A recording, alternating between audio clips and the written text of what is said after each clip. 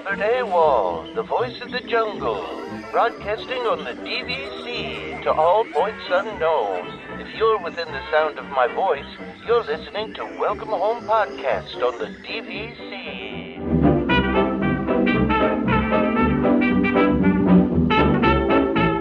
Hello and welcome home. This episode of Welcome Home is brought to you by DVC Resale Market. Thank you for joining us on episode 320 of Welcome Home, a Disney Parks and Vacation Club podcast. I'm Tom. I'm here with Trevor. How's it going, Trevor? Pretty good. How are you? I'm great, man. Listen. Yeah. I feel like I always start these shows with like something weird that's going on in my life, right? It's like there's always like something I'm doing that's like, why am I doing that? You have a lot more projects than I do. I do. I do. I mean, this podcast being one of them. But this week I wanted to just start off, Trevor, because ever since we did the episode last week,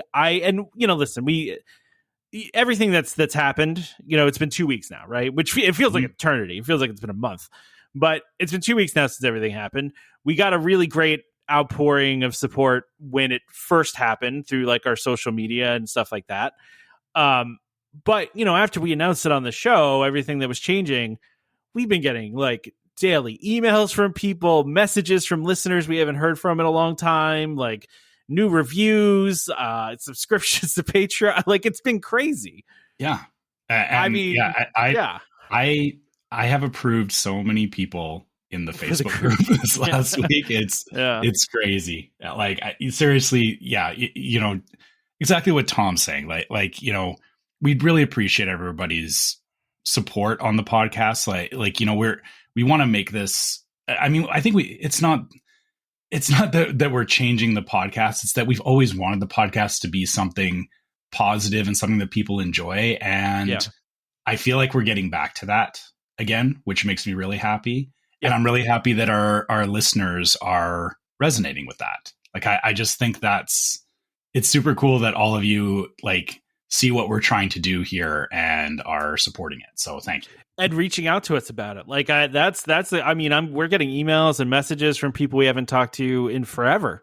One of the first listeners I ever met in a park and took a picture with, which was again, still weird to me that anyone wants to take a picture with me, but reached out to us, it was like, hey, just want to let you guys know that, we support you and, we're still around and that kind of stuff. And honestly, it may seem like a simple thing, but it means more to Trevor and I than any of you know. I mean, honestly, it's a huge deal. It was, like I said, we talked about it last week, and we're not going to rehash it all. But it was tough. The whole thing was tough. It was not great for us, and so to get that validation and that support from so many people has been amazing. Honestly, it's been amazing. It's been energizing. Like, Trevor and I are probably being more creative and excited about the podcast than we have been in a long time. We've got ideas floating around, different things we want to do, different things we want to try. That's great. I think it's stimulating a lot of creativity for both of us, and I think that's a lot due to you guys too. I mean, that's just due to the support and everything. So and the loop on that is that as we're getting more creative, that means you guys are going to see more stuff. It feels even things as simple as, we haven't done a t-shirt design in a long time, and we're talking about that stuff again. And we're talking about, not just t-shirts, but, just other stuff we want to do and, things we want to try, because there's a lot that we haven't done with the podcast that, I mean, it's honestly kind of overdue. It just came down to, I guess, motivation. It's not even motivation. No, it's not. That's not right. It wasn't motivation. It was, I don't want to rehash this stuff, but for a long time, I mean, as we did things, we made decisions as a group, and if somebody in the group disagreed with a decision, we typically didn't do it, right? And so there were some things that Trevor and I wanted to do that Damon didn't necessarily want to do. So now we're going to do those things. And I mean, one of those things, by the way, hats, baby. We're going to do hats. Yeah. I was hesitant. I was trying to decide if we bring it out now or not. There will be hats. We will be selling hats. That is like the number one requested thing we had was hats. I'm putting it out there now, Trevor. We don't have them out now, but we will be selling hats. It's going to take us a bit to kind of figure all this stuff out, but yes, we want to do hats. Absolutely. I wanted to do hats for a very long time because I think people really like wearing hats. A lot of people wear hats to the parks. I mean, it's the number one requested thing we've had from listeners, I think.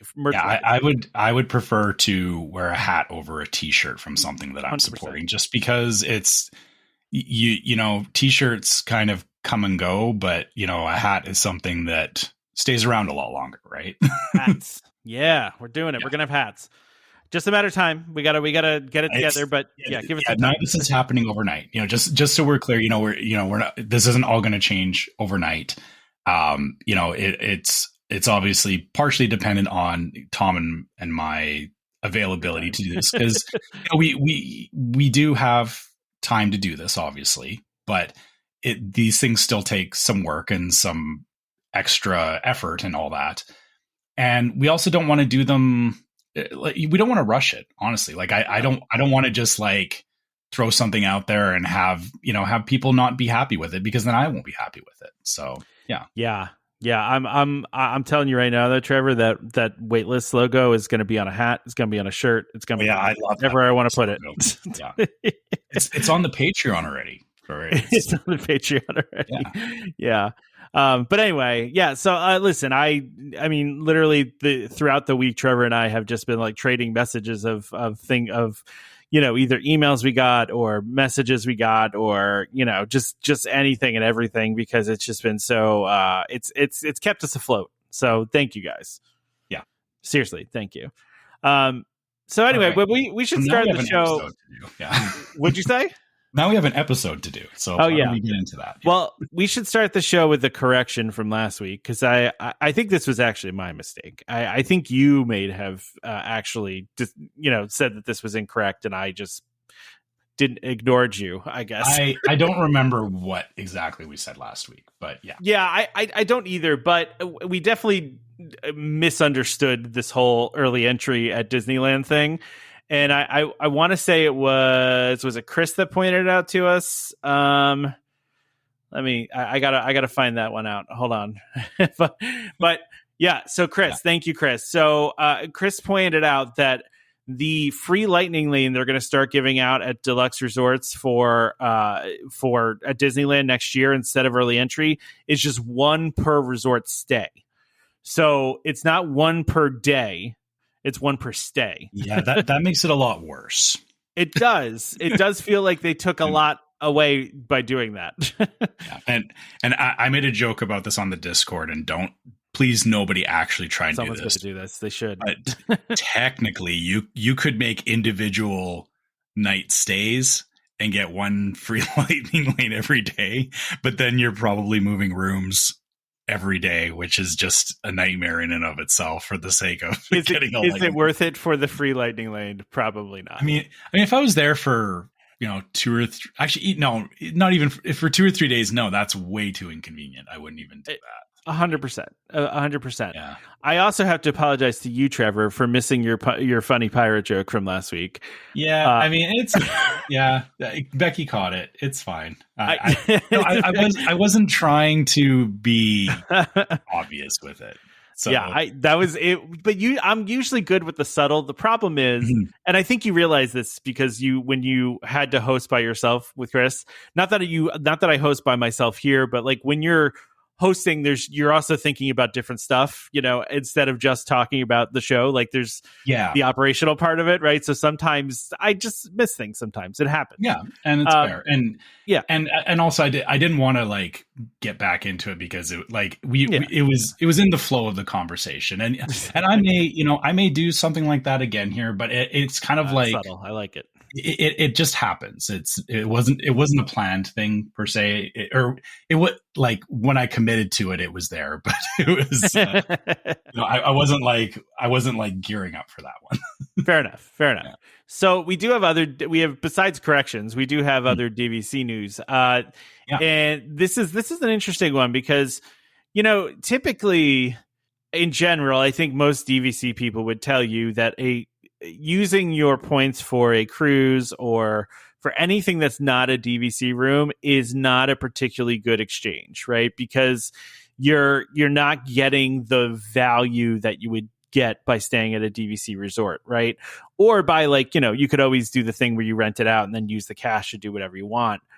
But that being said, Disney is doing a special for some of these DCL Disney Cruise Line itineraries, which have better trade values. So they're essentially costing less points than they normally would. It looks like these are specific to sailings on the Disney Dream and Disney Wonder in the fall of 26 through the spring of 27. So it looks like these are specific cruises. But it's interesting that they're doing this because we've already talked about this. It's not a good use of your points, but maybe they want more DVC owners going on, or they're just trying to make it a little easier for DVC owners to be a part of it. Yeah, I mean, I guess one thing to point out in this I noticed is that so the point exchange is for direct purchase memberships only. So something to keep in mind there is if you are doing resale, this does not apply to you unless it's before the grandfathered in dates, which I think were back in 2019. I'm assuming Trevor found out about what was going to happen and went and bought some like a month some resale contracts real quick. Yeah. So the thing is that this is not open to the entirety of people in DVC. So it's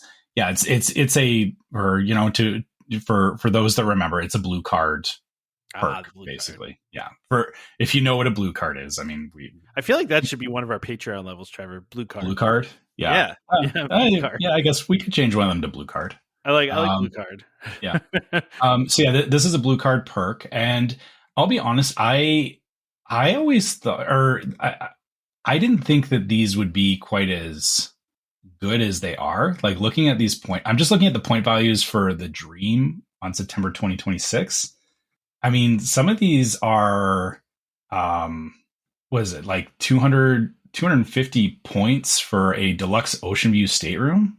Like that's not bad. Well, this one that's for the first two people though, and then additional people you have to Oh yeah. Because this September 2026 Dream one is a transatlantic one. It's a 13-night transatlantic, and you can get an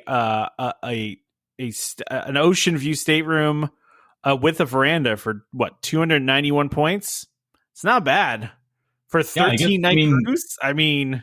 Yeah, comparatively to staying 13 nights at a DVC resort, like you're spending the point values are getting pretty close if like for the type of room it is, right? Like I actually was looking at this 13-night transatlantic because my wife and I have talked about doing a transatlantic cruise. But this one is starting in Southampton and ending in Fort Lauderdale. So it's not starting from the States. It's starting so it's all good. But, we would want one that starts from the States and takes us to Europe, not the other way around. Yeah, that's kind of weird. I mean, it's not weird for anybody that wants to come to Fort Lauderdale from. I guess that's fair. Yeah, I mean, I guess it's weird for me because I would not plan a trip that way. That's not to say that people do all kinds of trips that I would not do, but that doesn't make them wrong. Yeah. It's fair. That's fair. A lot of these, there's some shorter night ones. There's some longer ones here. But it really just varies. But they have point charts. You can go and look these up on the DCL website. So check that out. But it is an interesting thing that they are doing this because like we've always talked about, it's not a good exchange, and truthfully, it's not a good exchange to really do anything that's not a DVC room, right? So, and there are better. Personally, I think you're better off renting out your points and then using the cash. But that's what a lot of people do, from my understanding. Because it is the better value. But it sounds like Disney. I wonder if they maybe have not gotten enough engagement on cruise lines, and maybe they're just trying to get DVC members to directly engage with it. I have noticed like they are offering some pretty tremendous deals on cruises right now. Yeah. So I don't know if this is just kind of part of them.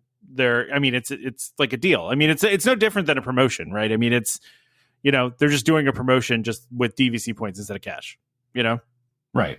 Which I guess the logic behind that too is, Cruise Line and DVC are separate entities. And I'm sure, just like how we've had like the park passes as special promotions and stuff in the past for DVC, DVC is always looking for unique promotions to offer. And I guess, we just have to remind everybody, just because they're doing it now doesn't mean you're going to see it in a year or ever again. You're going to see it for 2 years technically, because it's their itineraries out through 27. But after the promotion, though, you may never see this again, right? No, totally possible.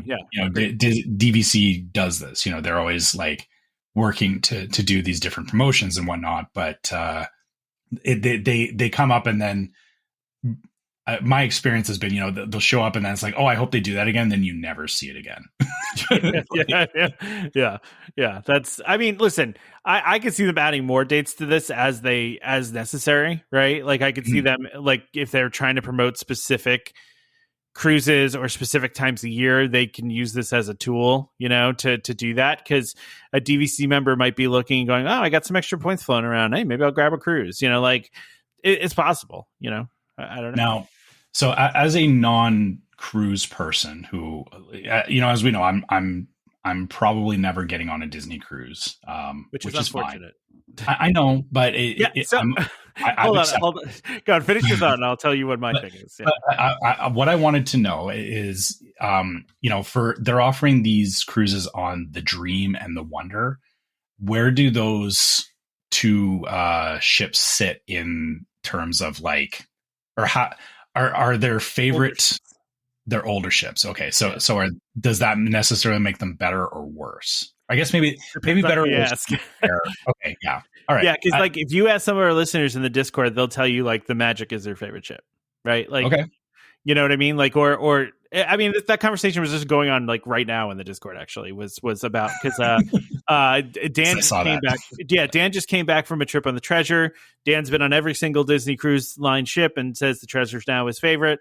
So, and their favorite, him and his wife. So, and there was a nice discussion about the different cruise ships and stuff. And I feel like it just comes down to personal preference. I don't think any of them are particularly bad. It's not like the it's not. I don't know if anybody watched the Netflix thing about that Carnival cruise that lost power and just floated around the Gulf for like 4 days. Oh, my wife watched that, and that was horrifying. Disney doesn't have that cemented. So that my wife wasn't getting on a cruise trip anyway. And after watching that, she's like, I'm never getting on a cruise trip. That doesn't happen anymore. That was after that happened, everybody was like, okay, we can't have that happen again. But it's what was I going to say about that? Yeah, no, I mean, like Disney doesn't really have that ship where they have like a rundown ship. Like their ships are, kept in immaculate condition, right? So but everybody just kind of has their favorites based on what's on the ship and what's different and that kind of stuff. So, it really depends on who you ask. Is it? I may incite some accidental discussion from our listeners. Okay, I'm not a sports guy, so don't take anything I'm saying with any kind of seriousness. But is like having different favorite ships like the same as having like a favorite football team? Probably, yeah. Like at the end of the day, it doesn't so much matter in that like you're still just watching people play football, but you just have a favorite team, right? Like it's not sure. Right? Yeah. You see what I mean, right? Like I feel like it's like you can get on any cruise and you can have a good time. It's just people have particular favorites. Yeah. Okay. I think so. Yeah. Okay. And I just wanted to understand that because, like I said, I don't do the cruises, so I think it's good. I think you can equate it to Disneyland, Disney World too, right? Like, okay, yeah. Disneyland is more your home resort where you go and you feel like at home and more comfortable, right? But you go to Disney World still, right? Like you'll do both, but like there's one that just kind of does something different for you. That's the same with me, right? Like with Disney World, like I grew up going to Disney World. So like I could go to Disneyland. I'm sure I'd have a great time, but it's probably not going to take over Disney World in my mind as the place, Yeah. I mean, yeah, I like them for different reasons is the thing. Exactly. So I guess, it's kind of that's exactly what it is. That's fair. Yeah. I think Becky actually said that. She said, I like different ships for different reasons. Like, and so like, and I think that's actually good though, you know? Yeah. So like, I'll just, Becky said, it's, she likes different things for different reasons, different things on different ships. So, okay. Yeah. So yeah, you'll just have to excuse my uneducated questions about it, because I just don't, I don't have any frame of reference for it, right? Like that's the hard part, is that like, you know, looking at these promos and be like, oh, you know, they're offering these. I'm like, that's cool. You know, if I was to get on a cruise, except it's like, to me, I'm just like envisioning, like, I'm just standing on a ship and I don't know what I'm doing. Well, so it's funny because my wife says to me, it was like yesterday, because we were talking about cruises. She goes, do you think Trevor would ever go on just like a guy's cruise, and maybe you could do like a podcast cruise with just you and him and some podcast? And I'm like, I mean, I know it's your wife that has more of the issue with the cruise ship than you, but I know you probably don't want to go on a vacation without your wife, though. You know, so like, I mean, we did the meetup, and I would definitely do another like meetup kind of thing. Yeah. But I guess my thing is if I was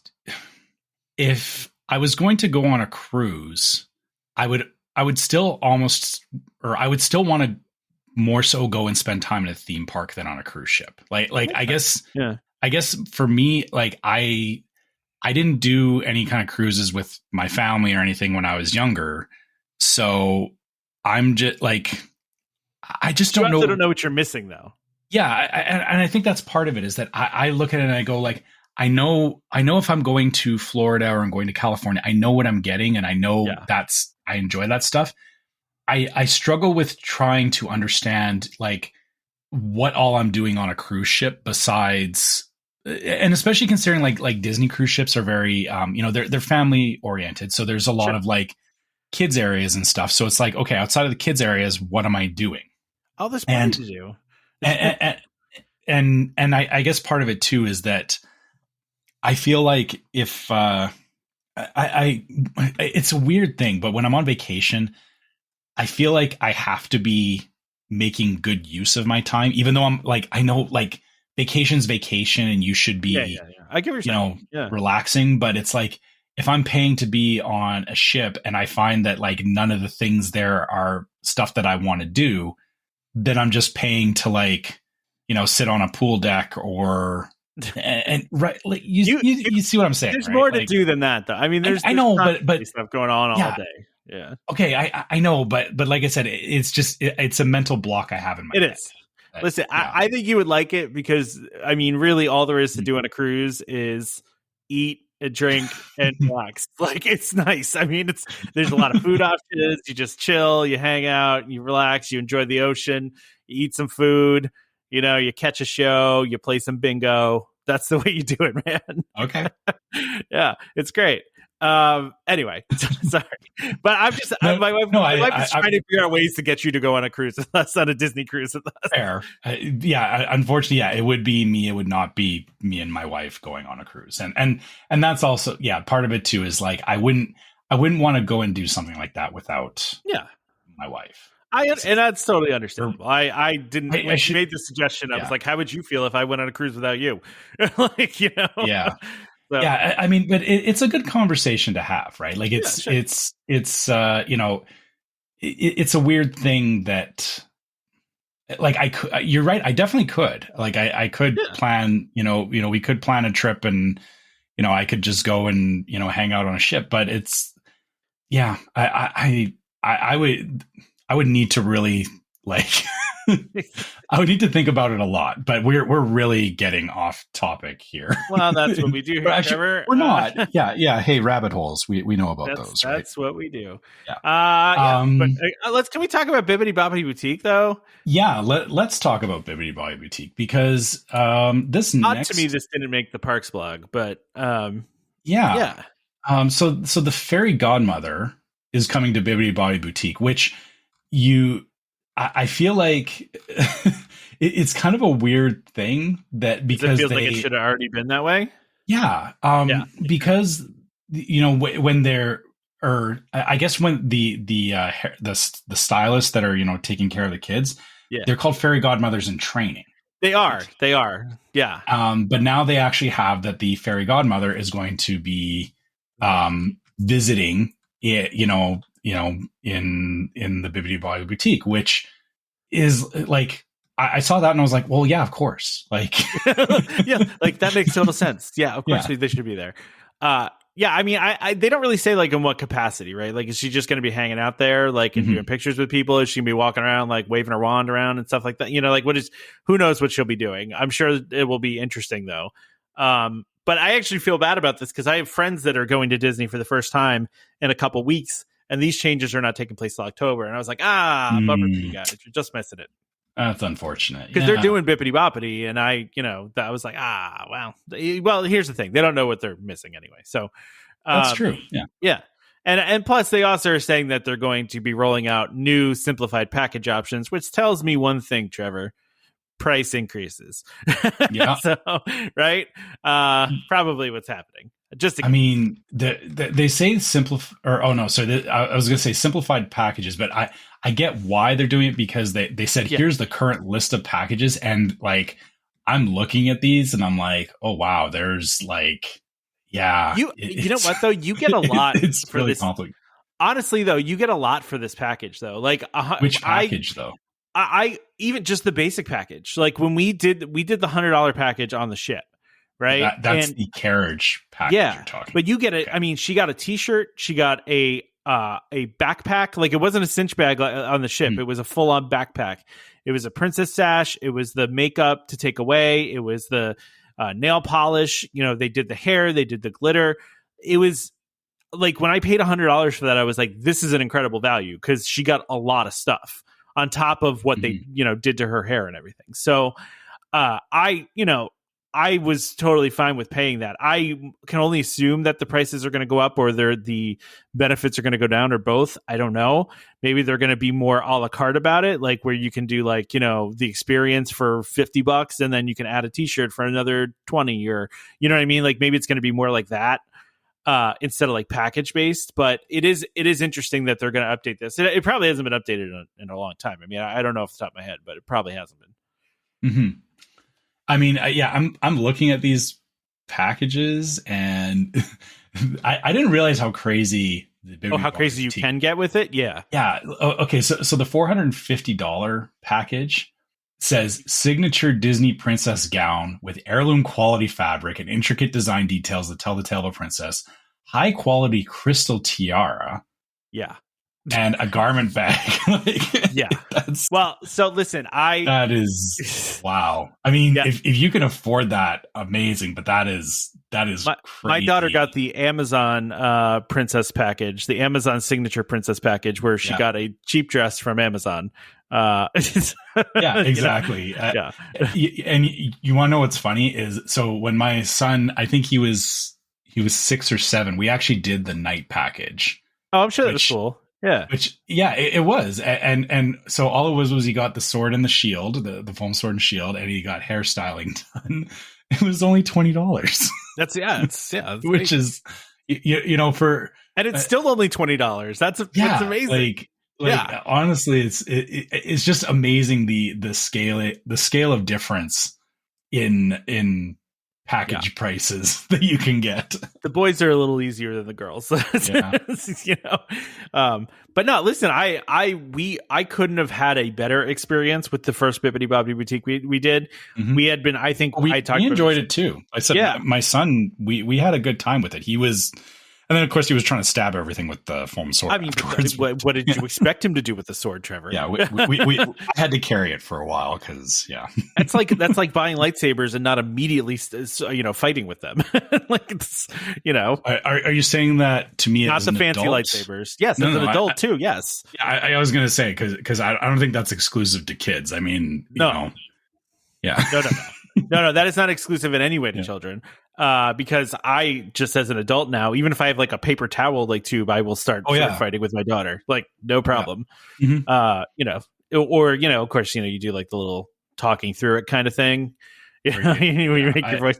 Oh yeah. So I'll always bonk somebody in my house with the paper towel tube after I take it off the roll.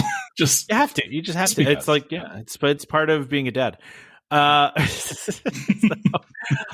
of the things we didn't that was announced at D23 after we finished recording last week. Yeah. Was some changes to Cinderella Castle.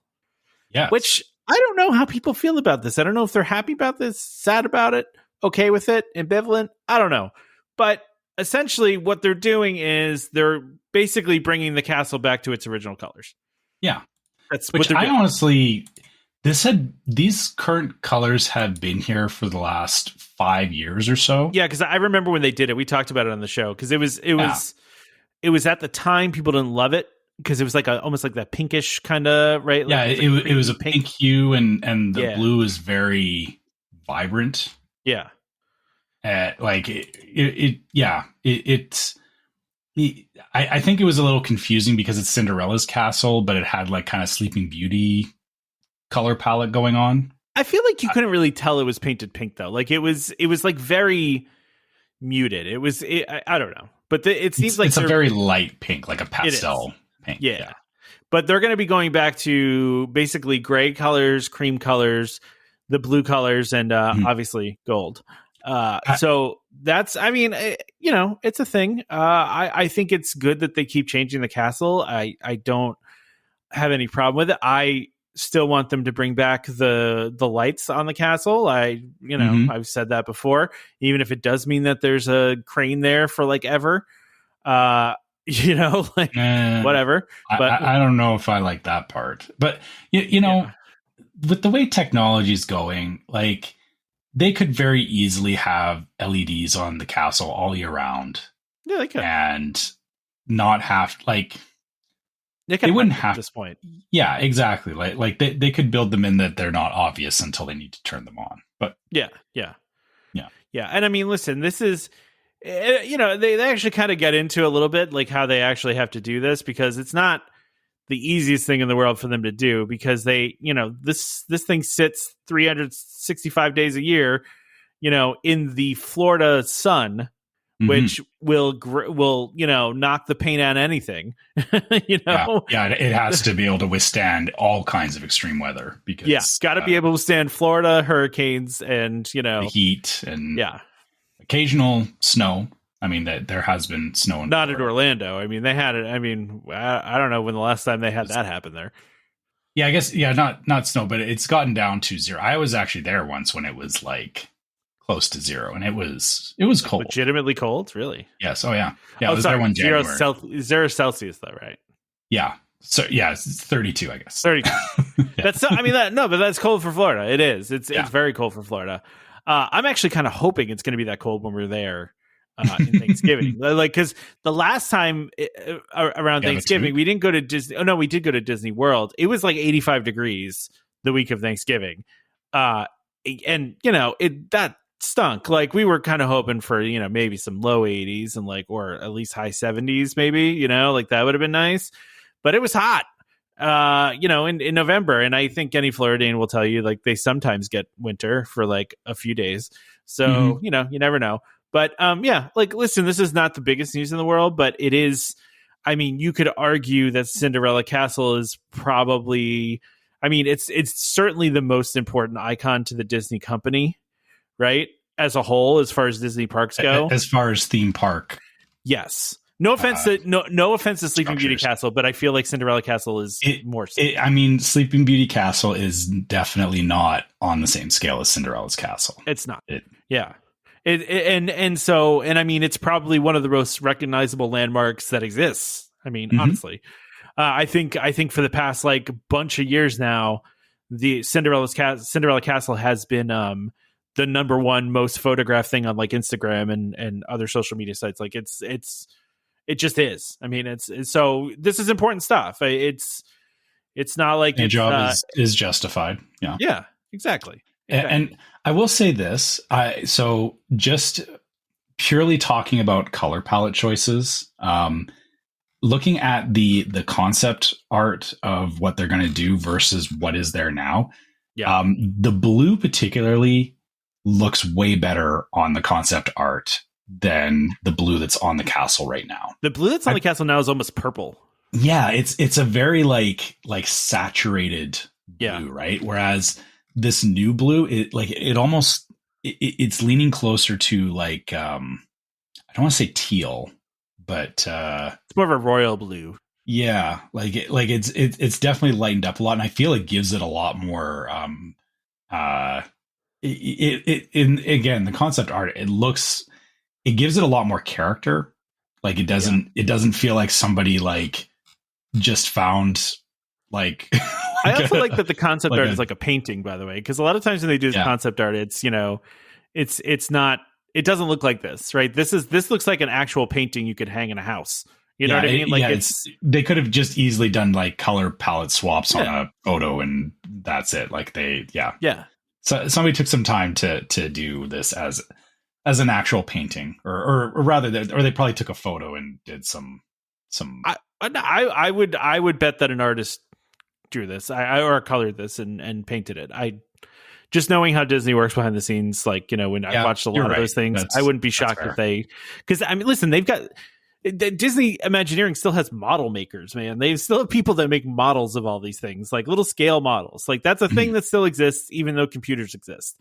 Like that's just how they've always done it, and that's how they always will do it. So I'm betting that they had someone paint this, or at least paint it digitally. But to me, just like the brushwork looks real. Yeah, I feel like it was a digital painting for sure, but especially considering, it definitely has that concept art. Or like the people in it and everything, like it's but like I said, just back to like color choices and stuff. I feel like I forgot that they had done the painting for the anniversary of the castle, and it's weird how it kind of like you just kind of come to accept it over time. Well, because every time you just kind of it doesn't. You get used to it, right? It doesn't really like register with you anymore, Yeah, but now that it's going back, like I remember when we talked about it when they went to the current color, it was very like, oh, that's very like, interesting color choices. Whereas them going back to these to the more classic look of it, it's like I look at them like, yeah, that just makes sense. Like I'm not. It does, yeah. I'm not looking and going like, ooh, like why did they pick this? It's just like, yeah, that looks how I think it should look. Like even though I don't actually have like a predefined like the castle must look exactly like this, but it's just like I look at it and it's like, yeah, that's the castle. Like I often think of the birthday cake castle. Yeah, I bit on the crazy side. I don't want them to do I don't want them to do the birthday cake again. I love it. Yeah, I was there. I saw the birthday cake castle. It was awesome. If you don't know what we're talking about, by the way, Google it, because it's it's probably one of the most controversial things they've ever done. I mean, honestly, because some people loved it, some people hated it. Yeah, I mean, but I would not be opposed to them doing something like that again in the future. Like not just rehashing that, because that's not interesting, but doing again, not like a long-term thing, but like a temporary overlay of the castle that will upset people for a year or whatever, or however long. Yeah. But it's very cool to see that kind of creativity as well, right? Like as much as it's like getting the castle back to kind of what you expect is nice, but also it's like that also leaves it open to, hey, you can do something interesting with it. And I don't even know what you would do. Like I'm trying to like think of an example in my head of like, what could you overlay the castle? This actually might be like a waitlist episode that we get to do or something. I haven't. How would you overlay the castle? They could cover it with mesh that has LED lights on it. It makes it look like it's frozen during the wintertime. Oh, wait, they did that already. Yeah. I'm bitter about that. I don't know why. I just am. Like, I want that back. Bring it back. I'm gonna write this down before I forget that. We do an episode of this. Yeah. Yeah. How would you overlay the castle? So it's the park icons to me are always an interesting thing, right? Because Hollywood Studios, I think, is the most interesting, because the park icon at Hollywood Studios has been like 12 different things over the past like 10 years. Yeah, it's the most disjointed part for icons. Yeah, because I mean, for a while there, it was the hat, right? When the sorcerer's hat was there, it was the Chinese theater for a bit. It was the Eiffel Tower. It was Tower of Terror. Sometimes, like it's they've had a hard time with that. And the hat thing, the hat thing is so funny to me because I remember when the hat was there.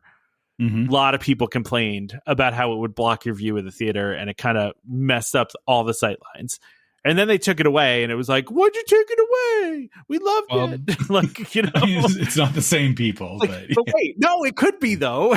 We talked about this when they got rid of Happily Ever, when Wishes ended and Happily Ever After started. And so many people were mad about it. And then I distinctly remember, and I hate being like, I was right about this, but it's true. I remember saying, wait until they take Happily Ever After away and see how many people are mad about that.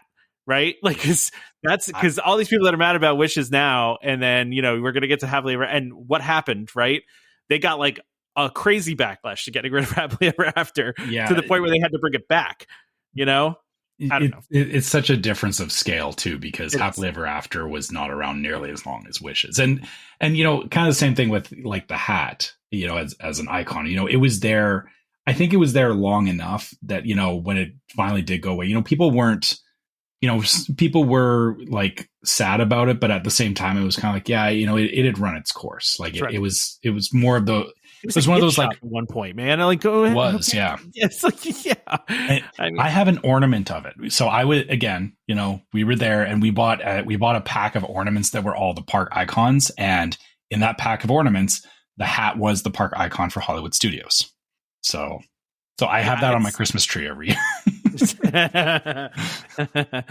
Okay, well, we could probably do a whole wait list about the hat. That actually might I've made a note of that. Just like, I think this is a good longer discussion, I think, to have. We should do our ad. So the sponsor of this episode, as I talked about in the very beginning, is DVC Resale Market. DVC Resale Market, a World of DVC company, is the leader in the DVC resale industry with 13 former Disney Vacation Club guides and 3 former Disney Vacation Club quality assurance managers. If you're thinking of buying DVC, browse the largest selection of DVC resale listings anywhere, with DVC experts on hand 7 days a week to answer your questions.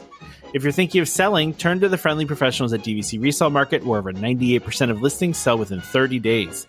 In 2024, DVC Resale Market helped over 4,400 families join or add on to their memberships. Go to dvcresalemarket.com/welcome home or call 1-844-DVC-PROS. That's 1-844-382-7767. And when you speak to them, be sure to let them know that Welcome Home sent you. By the way, they are not kidding with the fast selling thing. I think I talked about this. My listing, I put one of my contracts up. It was gone by the end of the day.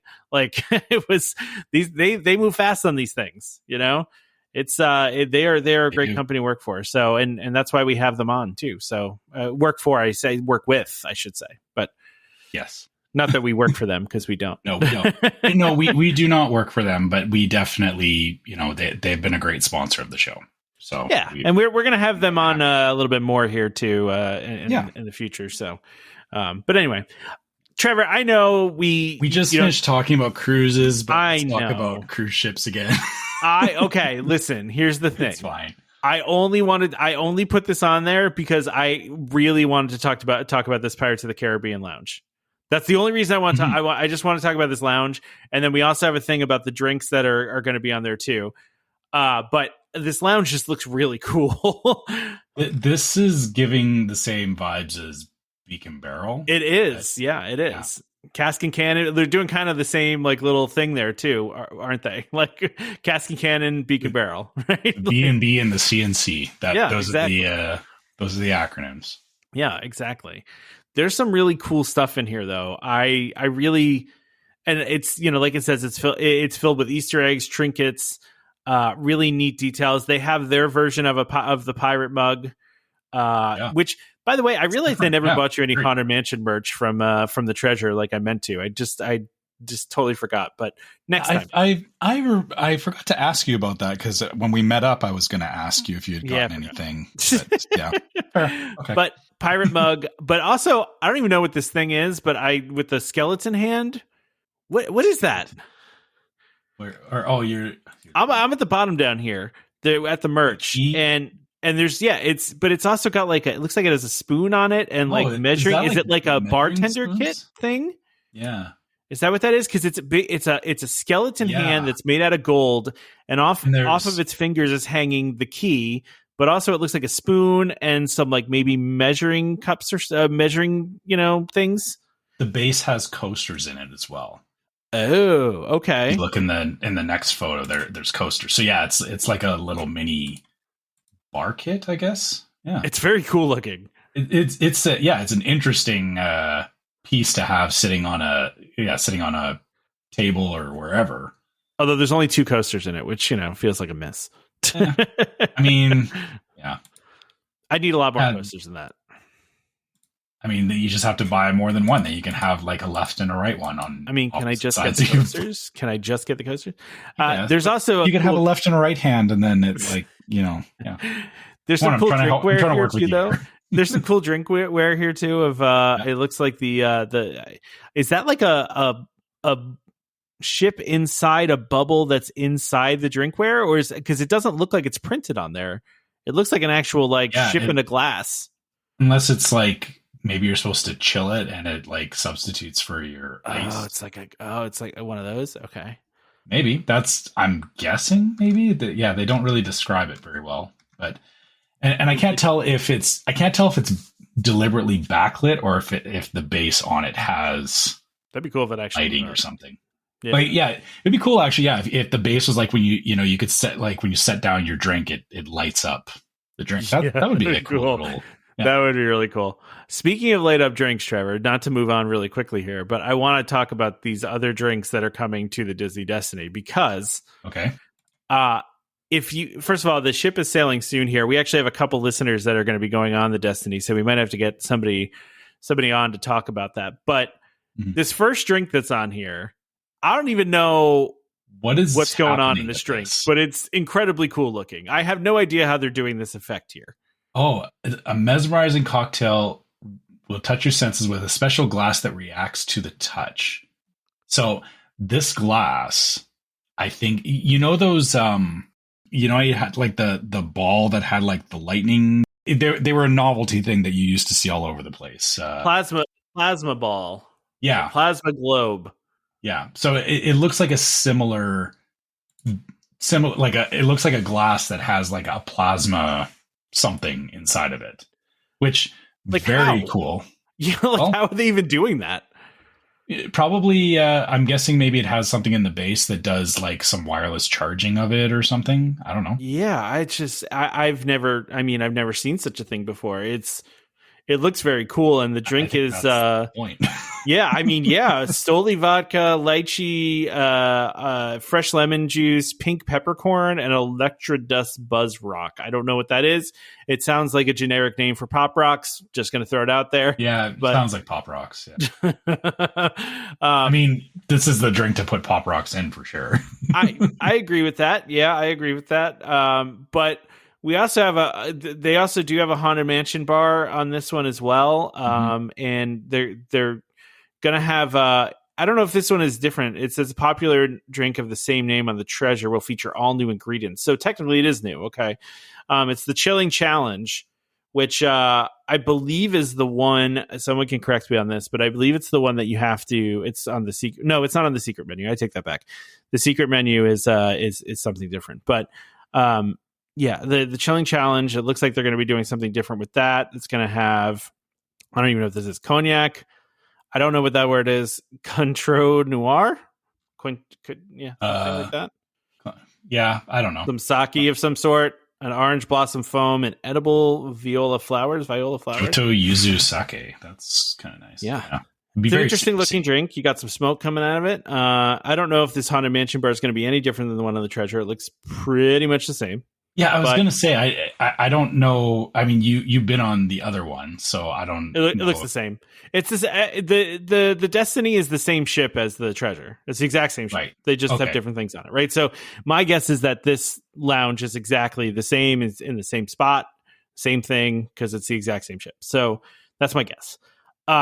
You do have some other stuff down here, though, too, for Cask and Cannon, because they're also going to have a pair of drinks that come in. It's called the Dead Man's Chest, which it's a beverage experience for two that includes drinks. It's 2 drinks in a chest, and it looks like it's smoking, and there's some sort of lighting effects in there.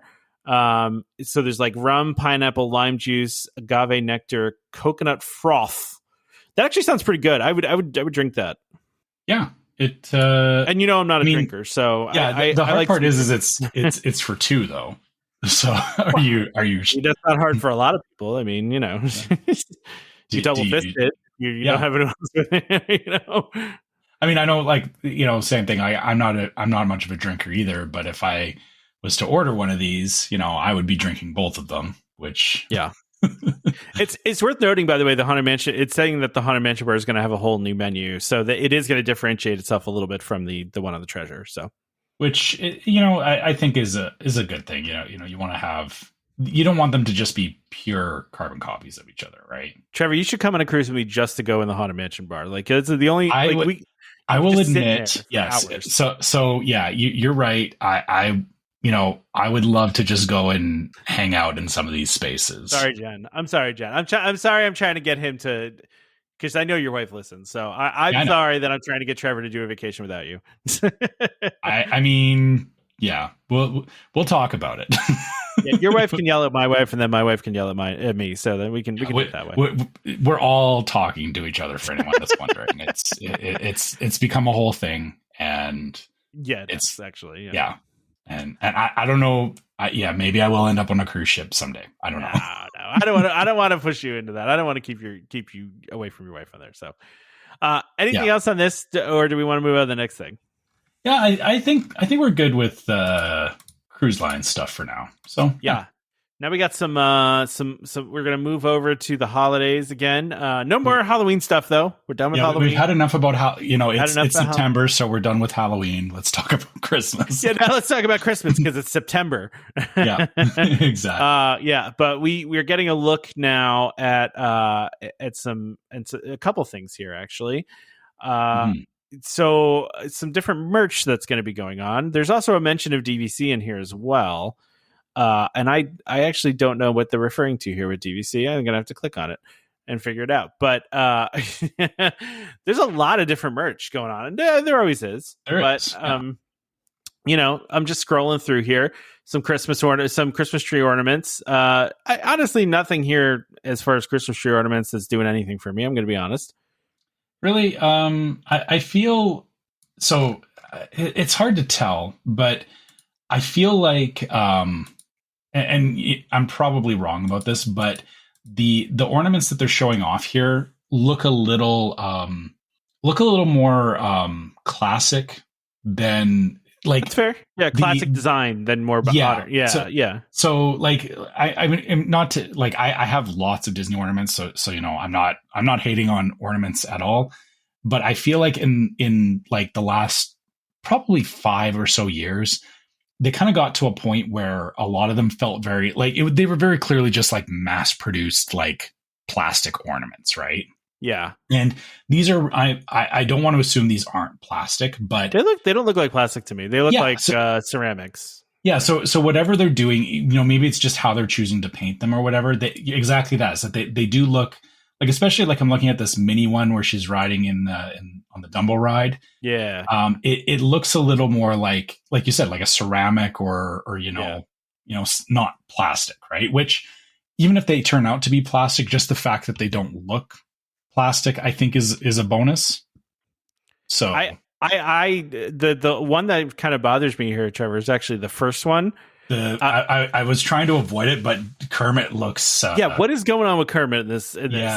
Kermit looks like he just heard the new Kermit voice doing the new Kermit voice, Like, I was going to say first reaction he's like staring into the void or into something. the void. Like, Yeah, he looks like he's having a mental breakdown. Really, is what it looks like. Yeah. I don't know what's Kermit. going on with that one. It's not even Kermit. It's Bob Cratchit saw something. Maybe Yes. Maybe because it's the Bob Cratchit and his wife. But it's what's supposed to be. I think it's his eyes. I think it's the eyes that are doing it. I don't know. Yeah, they have a very like dead stare to them. I don't know. I can't describe. I have to post a picture of it with the episode because I can't describe what's happening here. I want to do like really a zoom in on him. Yeah, that's what that's exactly right, Trevor. I want to crop this and I want to zoom in just on his face, and I want that to be a new GIF that I can use for reaction. Yeah, it's like a meme, like Yeah, that's what I need. I need this as a reaction. Yeah, just do one where I slowly zoom into his face, and that's the reaction GIF. Maybe I'll see if I can make make this picture an emote on Discord as well. That's funny. I like that. I like that. I mean, I want to call it like a dead stare, like he's just like blank staring. Yeah, it's very, very odd. Yeah. I mean, if we were doing a non-family show, there's other things I could say about this, but I'm not gonna. But you read into it, whatever. But and yes, we're giving it a hard time, but. It still is good. Like it's fine. It's it's just Kermit's face. I don't know what's wrong with his face. But the thing is, if I had that ornament, I would chuckle at it every time I walk. Which means that it's a good thing. 1,000%. You laugh at. Yeah. Mm-hmm. Just going on here, though, to your point, looking at the shirt that's next here, this is very old school Mickey and Minnie designs on the shirt. This is very like 90s looking. I mean, I'm going even earlier than that. This feels like, yeah. Actually, you're right. It does. This is like 60s Mickey, like yeah, and Minnie, I should say. Like this is very much like the Walt Disney. What were those things? Oh my gosh. Like, why am I blanking on the things on the weekends? Where with the shows Sunday night, Magical World of Disney. Yeah. Like it's like that kind of style. Mm-hmm. So I mean which is cool. It's funny. I equate that to like when I was a kid, that was like in the 80s, that was always on. But now that I think about it, that those shows were actually like they were rerunning stuff from. Yeah, like the 60s and 70s. Yeah. Magical World of Disney. So yeah. I also am going down here too. We got some sweaters. I have to say, Trevor, I don't hate the Spirit jerseys. I kind of like them.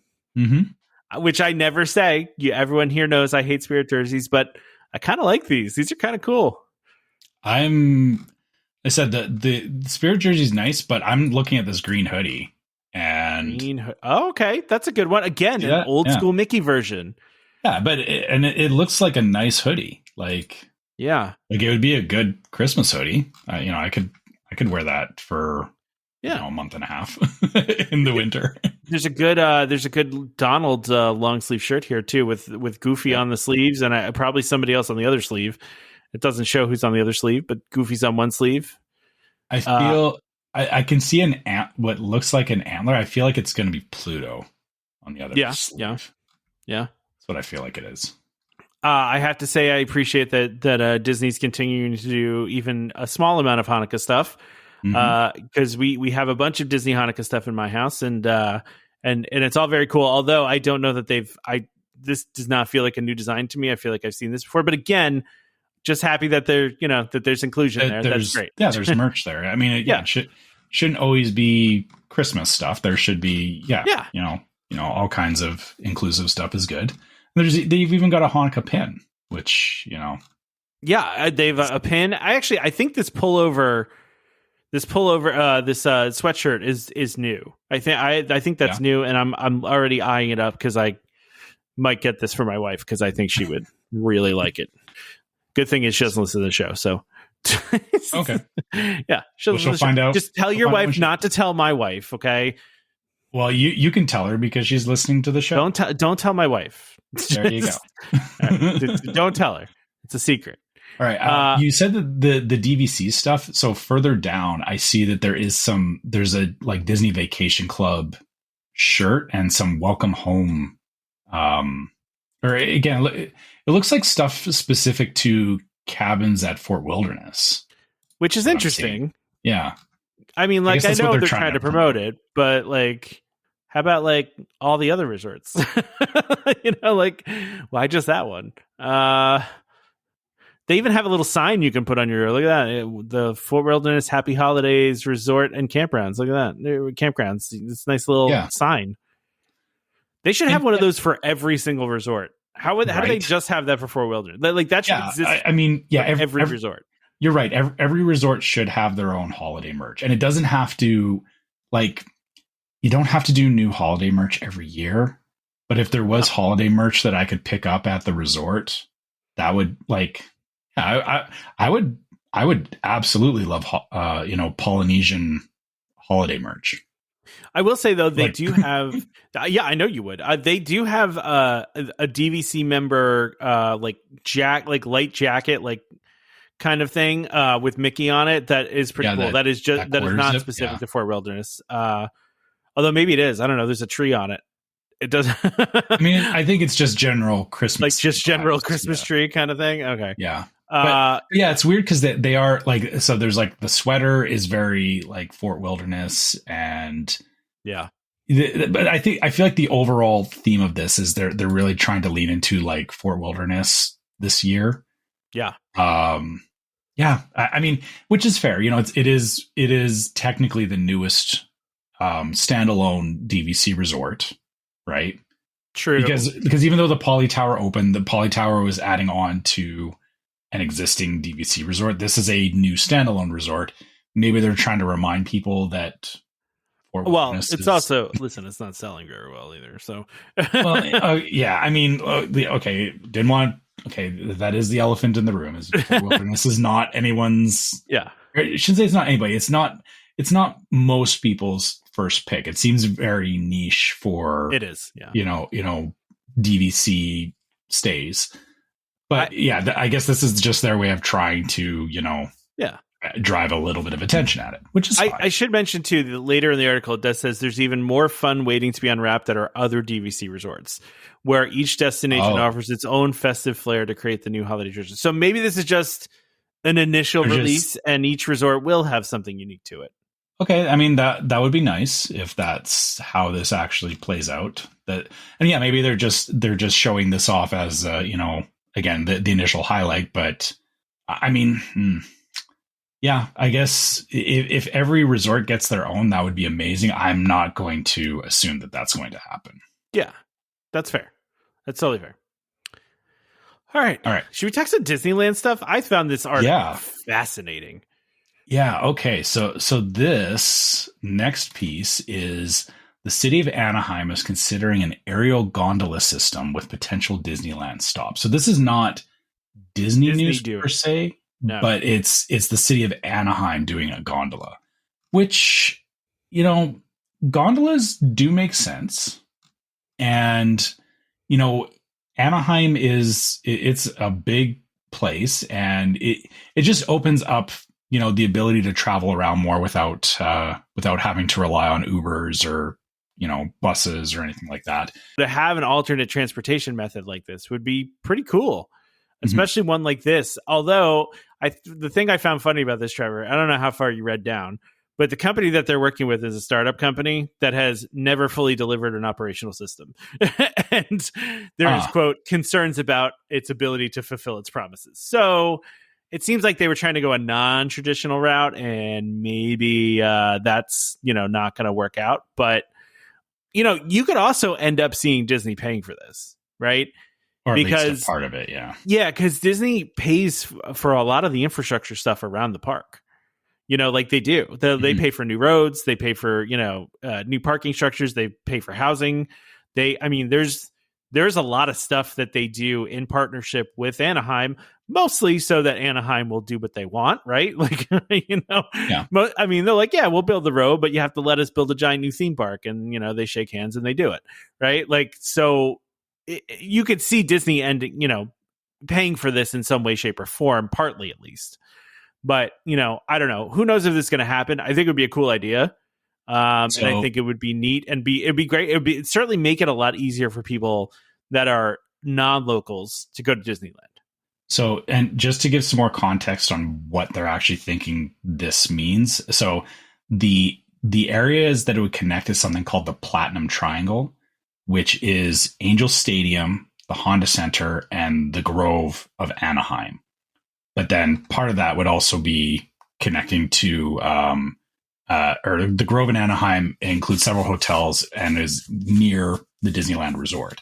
So the implications of this are that you would be able to get to a bunch of other non-Disney things. So, going to like, the stadium and stuff like that, without having to, figure out transportation, all that. So no, this wouldn't solve the problem of like getting to airports or anything like that. Because I think the closest airport is John Wayne. And I don't see how this would be, feasible to do or it would be a weird gondola ride. Like it would be way longer than it needs to be, I think. The other thing too that's kind of interesting. So yeah, like you said, this company that's doing this, they haven't actually delivered on a functioning system, which is a concern. The other thing too is, thinking about the area itself, there are definitely some considerations to be had. So while there is no hurricanes like there is in Florida, there are a couple of other natural things that occur in California that are unique to the area. One is earthquakes. So it has to be able to withstand earthquakes. The other thing is that they have something there called the Santa Ana winds, which so I'm familiar with that because up in Alberta, we have a similar weather phenomenon called Chinooks. And the thing about them is that it usually comes with a heavy temperature shift, but it's not like hurricane level winds, but it's still very high winds that, for any gondola system, it could definitely have an impact on that. Right. So, yeah.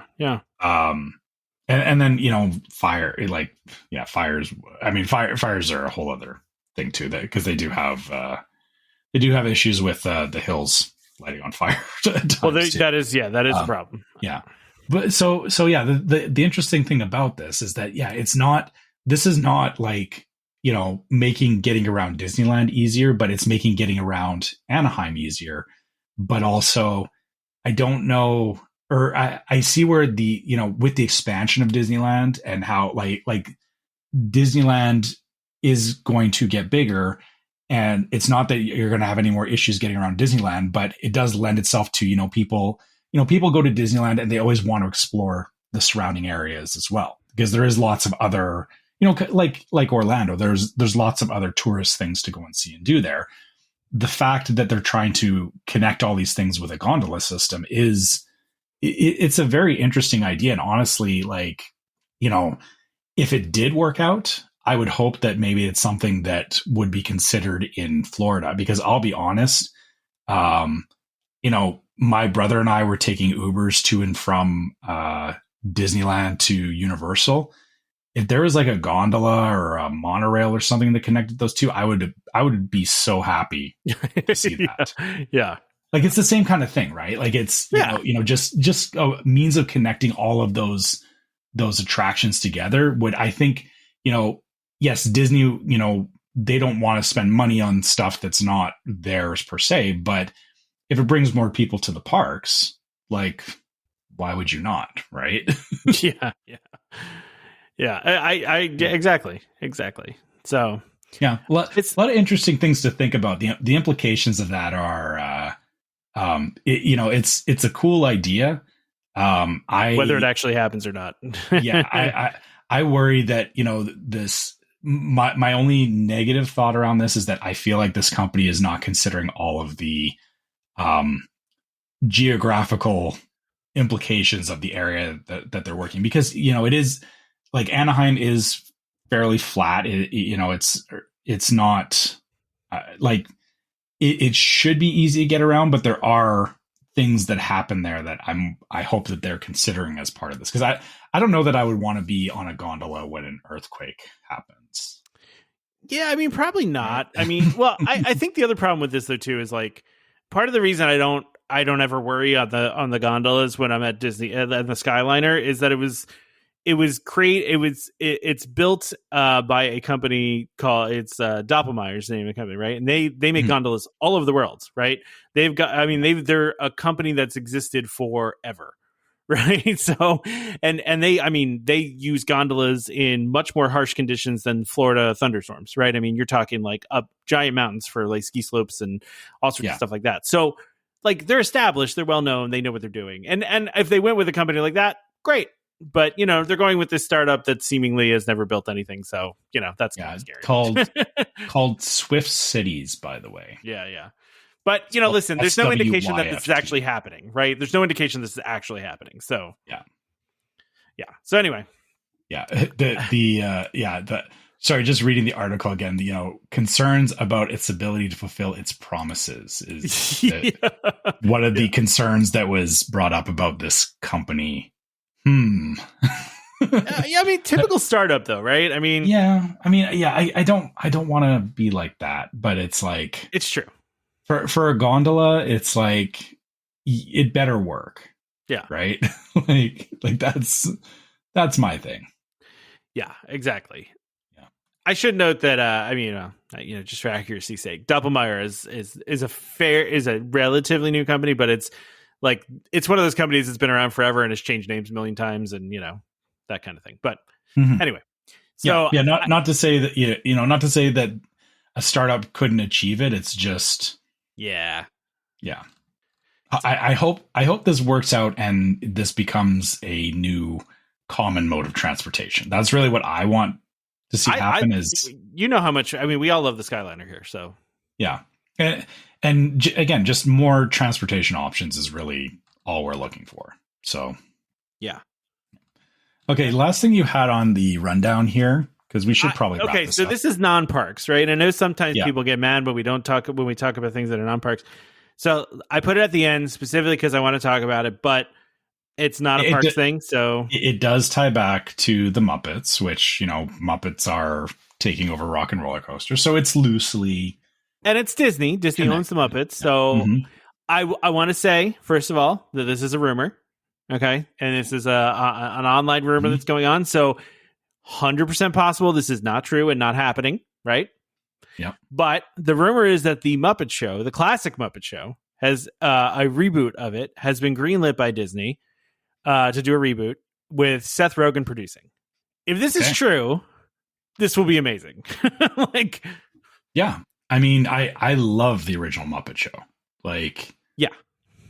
Because they're saying, you know, reportedly returning in its original celebrity-filled glory, which that was always the best thing about the Muppet Show is like you saw like all kinds of people on that show. Like it was whoever was kind of popular at the time, right?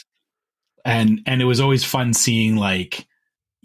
I mean, the Muppet Show just had like it had so much character in and of itself that it felt like another universe or it's the best. It's not.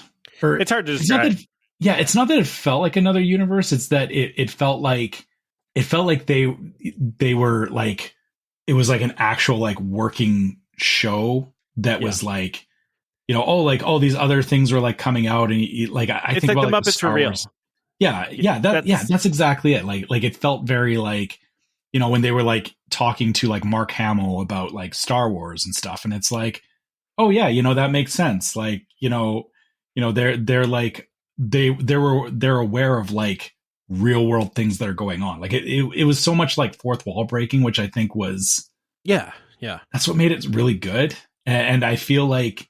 You know, Seth Rogen isn't afraid to do that. No, definitely not. Yeah. Which just makes sense. Like, Yeah, and I mean, it was announced 3 years ago that he was also producing a Figment movie, but that has never come to fruition, which is unfortunate. But I mean, like that. Listen, this kind of stuff happens all the time where things are being developed and they just don't happen, right? Like, that's part of Hollywood and how these things work. But listen, there was that show a couple of years back now that was like a talk show format that was by the Jim Henson Company, but it wasn't the Muppets. That I actually really liked. I forget what the name of it was. They were like aliens or something, weren't they? Yeah, they were aliens, and they were like, it was a giant alien puppet, and they would like interview celebrities. It was like like late night talk show format. Mm-hmm. Yeah, and I really liked it. I think it only did one season. I can't remember the name of it for the life of me, but it was really good. And I feel like they can do really fun things with celebrities here. And like you said, it was always such a weird, but like thing that worked because it felt like all of these Muppets were real people that were producing this television show, like, yeah, exactly. And that's how the Muppets have always felt. And I think that's why the Muppets are so beloved, is they just feel like they're real, even though, cover your ears, kids. They're not, they're puppets, but it's, they're real. They're real. They're real. It's all good. You can have a conversation with Kermit. You can't. That's true. That is true. That is true. But anyway, I hope this is true. I hope this is a thing that actually happens. I do appreciate that Disney is continuing to try to do things with the Muppets, because it could easily become one of those things that they just abandon, but it's too valuable of a property. It's and I appreciate they keep trying these things. Now, given the last thing they did was the show with the Muppets, what was it, last year, where it was with the oh my gosh, what was that show? Movie? No, there was a series on Disney Plus that they canceled after one season, but it got like really good reviews and people really liked it. Why can't I find the name of that? My gosh. It was the Muppets Mayhem. The Muppets Mayhem. Oh, yes, right. 23. Yeah. That was in 2023. It was actually, people really liked it, but it got canceled after just a season. So, which is a bummer, but yeah, I mean, So one thing I should point out about this rumor that I guess, I don't remember when the Figment rumor came around, but the person who leaked this, the Figment film was actually announced. That wasn't even a rumor. That was an actual announced thing. Yeah. So all that this says is, Seth Rogen is producing the Muppet Show reboot and filming starts mid-September. It's like in a couple weeks here then. Yeah. And I guess that this person linked like an email or something that they got. Yeah. I mean, listen, it's a little flimsy. Don't get me wrong. Yeah. And you think they would have announced it already if it was happening? But I don't think Disney would, actually, unless they're just doing it like almost like a pilot and they're going to see if it works. And then, I mean, if they're filming it, I feel like they usually don't announce unless it's like something huge. They usually don't announce things before they even start filming. Well, I mean, they do. I feel like they do. No. Again, it's only when it's like a huge, like if it's like a Star Wars or a Marvel or something. Well, Muppets should be in that category. I feel like I don't know. They are to us. I don't know that they are to the everybody. World. Yeah. I mean, again, I feel like maybe we have a little bit of inherent bias towards the Muppets because we grew up with it. We are like, there is definitely like an age gap of people that like grew up heavily with the Muppets. Yeah. And then past a certain point, it did kind of fall off. So, for us folks, it's, we're like, yeah, Muppets for sure.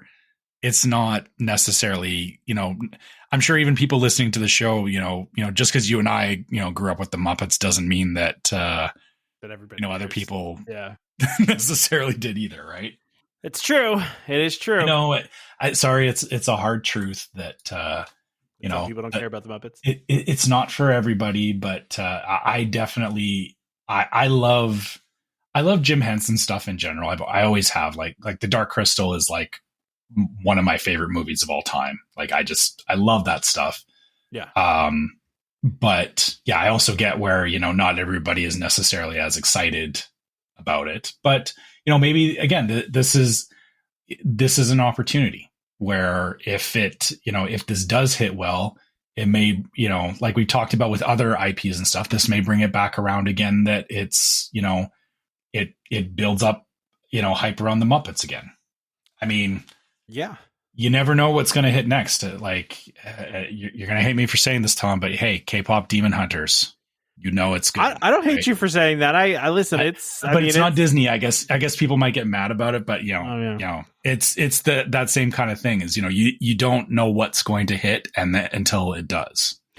The interesting thing about the Muppets, just in general, is that my daughter has never watched a single thing with the Muppets in it, but she is aware of the Muppets. Like she knows who Kermit the Frog is. She knows who Miss Piggy. I guess the only thing she's ever seen was literally Muppet Vision 3D. Like that was that's the entirety of your daughter didn't have you didn't have Sesame Street on and stuff when. Not really. Actually, you know what? We watched a couple episodes of Muppet Babies, so she might know them from that. Now that I'm thinking about it, because I tried to get her to watch old Muppet Babies, and she was not feeling that. We actually had Sesame Street on in our house, which is why I think my son definitely knows who Muppets are. We tried Sesame Street. She wasn't feeling it. I don't know why. I don't know. It just wasn't her thing. I mean, she knows who Elmo is. Everybody knows who Elmo is, but my son was freaked out by Mr. Noodle on Elmo. I mean, that's fair. It's fair. Yeah. I never really liked Snuffleupagus. You didn't like Snuffy? No, I don't know. Snuffy's just cool. Oh man, yeah. I love Snuffy. There's something about Snuffy that bothered me. I don't know why. I don't know. He has the same vibes as Eeyore to me. I think that's why I like. He's got an Eeyore. Okay, I can see that. Yeah. Every once in a while, my daughter's stuffed animal of choice is Eeyore. She has an Eeyore stuffed animal that is probably 30, 40 years old. Honestly, it's been around a long time. And every once in a while, I will pick it up and I'll do the Eeyore voice and pretend to be Eeyore, and she does not appreciate it at all. She's like, Eeyore doesn't sound like that. I'm like, I think he does. I think he sounds just like that. And she's also like, Eeyore wouldn't say that. And I'm like, yes, he would. I've been watching Eeyore a lot longer than you have. I know what drives Eeyore. Okay, I know his personality here.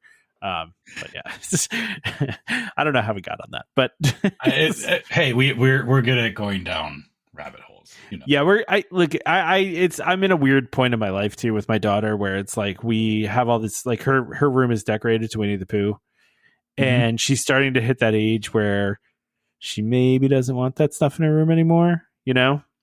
Oh yeah, we kind of got there too. My son had Stitch stuff everywhere, and it's all this we used to be excited because there's there's a new Stitch stuff we can get him, and now it's dude, no. Stitch is. I remember we talked about this before the new movie came out. They sold I forget what it was. Was it $3 billion in Stitch gear? I am telling you, I've been to a bunch of kids' birthday parties this year, and I dropped my daughter off at school. Stitch is everywhere. Even more so than it was before. I mean, literally the one birthday party I went to with my took my daughter to, every gift this kid got was Stitch, all of it, and I'm like, how did Stitch become this? I know, people really like Stitch, and listen, my daughter too. My daughter's entire, my mom bought her a backpack this year. It's a Stitch backpack. It has a Stitch lunchbox too. It's got a Stitch water bottle that came with it. It's, I mean, it's got little ears that stick off the side of the Stitch ears that stick off the side of the backpack. It's amazing. But Stitch is just everywhere. It's amazing to me, how that's blown up. So. Anyway, let's wrap this up, Trevor. We should probably wrap this up. Probably, so all right. As usual, if you guys have any trip reports you want to share with us, or any anything you want to talk about from the show, we do have an email address. You can always find us at welcomehomepodcast@gmail.com. We love hearing from you guys and hearing what you think about the show, and just obviously all of our little rabbit holes that we talk about and everything. Yeah. We are also on things we got wrong, Yeah. That too. We're not all-knowing, omniscient Disney people. We do make mistakes. So, we like hearing about that as well. People don't realize how hard it is to do this. You're like, oh, it's easy just talking to a microphone, but things come up and then you just say things and sometimes they're wrong. It just happens that way. And I don't claim to be perfect at any of this. So no. We try to be as accurate as possible. We do, yes. So also we are on social media. So you can find us on Facebook as Welcome Home Podcast. You can find us on YouTube as Welcome Home Podcast. You can find us on Instagram as Welcome Home Pics. Make sure on Facebook, if you find us there, we also have a group called Welcome Home Disney Waitlist. As we talked about earlier on in the show, we've had lots of newcomers to the group. We love seeing you guys in there. We love seeing people having conversations and, talking about stuff from the show, but also, just general Disney stuff. It's meant to be a place where we all enjoy Disney and all the, all the fun and all the conversations that come of that. So, please come check out our group if you want to get in on that. And if you want to help support the show, we have a store. So you can go to store.welcomehomepodcast.co. The website has changed. So just a heads up. So it's .co. You should also note that welcomehomepodcast.co is not currently up. However, the store link is. So you can go to store.welcomehomepodcast.co.